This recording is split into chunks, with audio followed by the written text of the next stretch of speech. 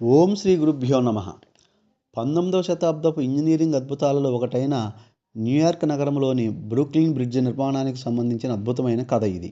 ఈ కథ 3 తరాలకు చెందినది మరియు ఒక గొప్ప మహిళ పాత్ర ఇందులో ఉంది. జాన్ ఏ రోబ్లింగ్ 1869లో బ్రూక్లిన్ బ్రిడ్జిని మొదట డిజైన్ చేసిన ప్రధాన ఇంజనీర్. నిర్మాణ పనుల్లో ఉండగా ప్రమాదవశాత్తు ఒక మేకు గుచ్చుకుని గాయపడి టెటానస్ కారణంగా మరణించారు.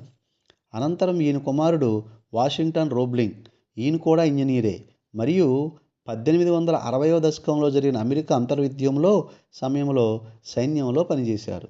తండ్రి మరణం తర్వాత ఈ ప్రాజెక్టు నిర్మాణ బాధ్యతలు స్వీకరించారు. వంతెన పునాదుల కోసం నది అడుగు భాగంలో కైసన్లలో అనగా నీటి అడుగున పునాదుల నిర్మాణం కోసం ఉపయోగించే గాలి చొరబడిన గదులు పనిచేస్తున్నప్పుడు ఆయనకు తీవ్రమైన అస్వస్థత కలిగింది. ఇది డెకంపరేషన్ సిక్నెస్ లేదా కైసన్ డిసీజ్. ఈ వ్యాధి సోకటం వలన వాషింగ్టన్ రోబ్లింగ్ పక్షవాతం వచ్చి మంచానికే పరిమితం అయ్యారు. కంటి చూపు, వినికిడి చాలా వరకు తగ్గింది. మాట్లాడటం, కదలటం సాధ్యం కాలేదు.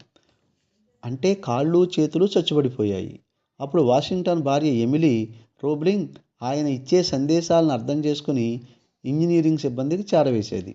వాషింగ్టన్ రోబ్లింగ్ మంచంపై నుండే తన చూపుడు వేలుతో భార్య చేతిపై తట్టి తన అభిప్రాయాలను చెప్పేవారు.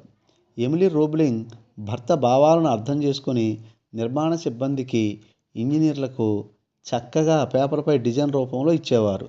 ఆమె ప్రత్యేకంగా ఇంజనీరింగ్ శిక్షణ తీసుకోకపోయినా భర్త సూచనలు ఇంజనీరింగ్ సిబ్బందికి చేరవేస్తూ రోజువారీ నిర్మాణ పనులు పర్యవేక్షిస్తూ ప్రధాన ఇంజనీర్గా దాదాపు 10 సంవత్సరాలు పనిచేశారు.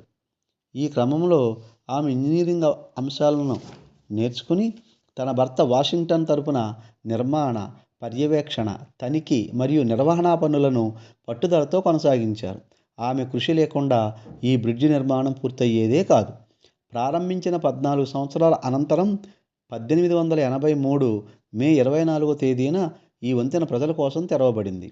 అప్పటి అమెరికా అధ్యక్షుడు చెస్టర్ ఏ ఆర్థర్ దీన్ని ప్రారంభించారు.